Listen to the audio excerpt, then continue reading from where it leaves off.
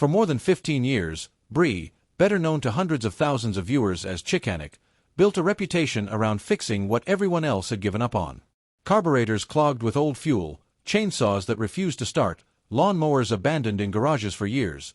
She brought them back to life one repair at a time. Then, in late 2023, something happened that sent shockwaves through her community. Lakeside Small Engine, the repair shop she had spent 15 years building in Hot Springs, Arkansas, officially closed its doors.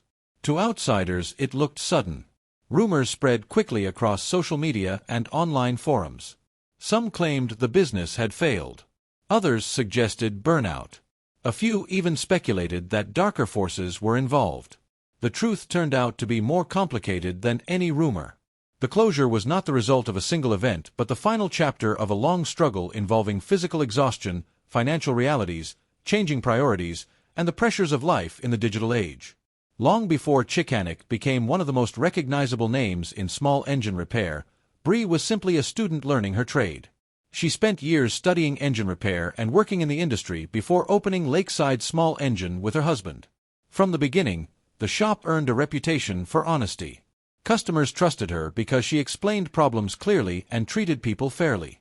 Whether the machine carried a Briggs & Stratton, Honda, Kohler, Stihl, Echo, Husqvarna, Craftsman, Troy-Bilt, or Poulan badge, she approached every repair with the same goal: fix it correctly and save the customer money whenever possible. Over time, the shop grew into a trusted local institution, handling thousands of pieces of equipment every year. People traveled long distances because they knew they would receive straightforward answers instead of expensive surprises. Yet success came with a price. Running a repair shop is physically demanding and mentally exhausting. Every season brought a new wave of work. Spring filled the shop with lawn mowers that had sat idle through winter. Summer brought chainsaws and trimmers. Autumn arrived with leaf blowers and generators. There was rarely a true break. The phones never stopped ringing, customers constantly needed updates, and repairs piled up faster than they could be completed. 4 years Bree carried that workload because she loved the business and the people she served. But another opportunity was growing at the same time, one that would eventually transform her life. In 2017, she launched a YouTube channel called Chickanic. The idea was simple: share repair knowledge with people who wanted to fix their own equipment. What started as a small educational project soon exploded into something far larger than anyone expected. Viewers appreciated her straightforward teaching style and practical advice. She avoided gimmicks and focused on showing real repairs. As the channel expanded, more people discovered her videos, and subscriber numbers climbed rapidly. Eventually, the channel surpassed 600,000 subscribers and accumulated more than 100 million views. Millions of people who would never set foot in Arkansas were suddenly learning from her. During the pandemic, when repair shops faced delays and supply chains struggled, demand for do-it-yourself information surged. Chickanic became an essential resource for countless homeowners trying to keep equipment running. But while viewers saw successful videos, they rarely saw the workload behind them. Producing content at that level is effectively a second full-time career. Every video required planning, filming, editing, publishing, and responding to comments. The demands of online content creation never truly end because algorithms constantly reward new material and punish inactivity. Bree found herself balancing two separate worlds. During the day, she repaired equipment, managed customers, handled inventory, and kept the business operating. After hours, she became a content creator, filming tutorials and editing footage late into the night. She was simultaneously a mechanic, business owner, educator, and public personality. Few people can sustain even one of those roles for years. She was trying to maintain all four at once.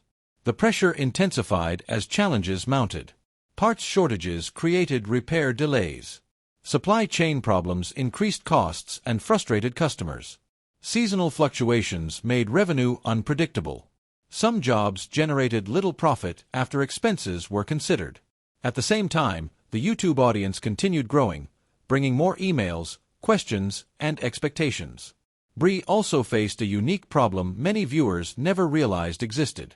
She intentionally kept her shop location private online because she wanted to protect her family and business from unwanted attention. Maintaining that separation became increasingly difficult as her popularity grew. The line between public figure and private business owner gradually disappeared, creating additional stress and anxiety. Physical health became another major factor. Small engine repair is demanding work that places constant strain on the body.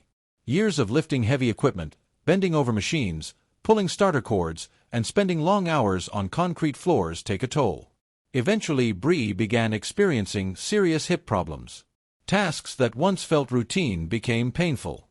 Repairs required more effort and longer recovery periods. The same work that had built her career was now threatening her ability to continue. As medical concerns increased, so did the reality that operating a traditional repair shop might no longer be sustainable. At the same time, the building itself required maintenance and improvements, adding further financial pressure. When health challenges, rising costs, and declining sustainability converged, the numbers simply stopped working. Then another modern problem emerged: artificial intelligence and deepfakes. As AI technology advanced, content creators discovered that their voices, images, and mannerisms could be copied and recreated without permission. For someone like Bree, who had spent years uploading instructional videos, the threat was significant. Fake videos could imitate her appearance and speaking style while delivering inaccurate or dangerous repair advice. Viewers might trust information because it appeared to come from a familiar source, even when it did not. Protecting a reputation built over decades suddenly became far more difficult. One fake account could create confusion among audiences and undermine the trust that had made Chickanic successful in the first place.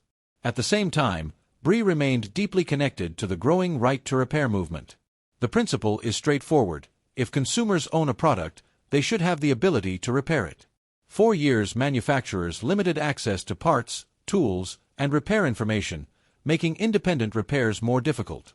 Through her videos, Bree became part of a broader effort encouraging people to maintain and repair their own equipment rather than replacing it unnecessarily. As new laws began appearing in states across the United States and similar reforms gained momentum internationally, the movement achieved meaningful victories. Her work demonstrated that ordinary people were capable of learning repair skills when given proper guidance and access to information. So what really happened to Chickanic? The answer is both simple and surprising. Bree did close the physical shop after 15 years. The combination of health concerns, financial realities, building expenses, and relentless workload made continuing in the same way impossible. However, she did not disappear. She adapted. Instead of operating a traditional storefront, she shifted much of her work to a home-based setup that better matched her circumstances. The mission remained unchanged even though the location changed. She continued producing videos, sharing knowledge, and helping people save money through repair. The community she built remained active, and the channel continued reaching viewers around the world. Today, Bree's story is not one of failure but of transition.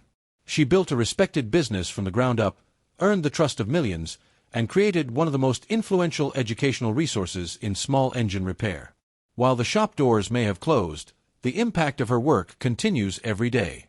Every person who fixes a mower instead of replacing it, repairs a chainsaw using knowledge gained from her tutorials, or discovers the satisfaction of solving a mechanical problem themselves becomes part of that legacy. The rumors were partly true. Everything changed. Yet the most important part remained exactly the same. Chickanic never stopped teaching, never stopped advocating for repair, and never stopped helping people bring broken machines back to life.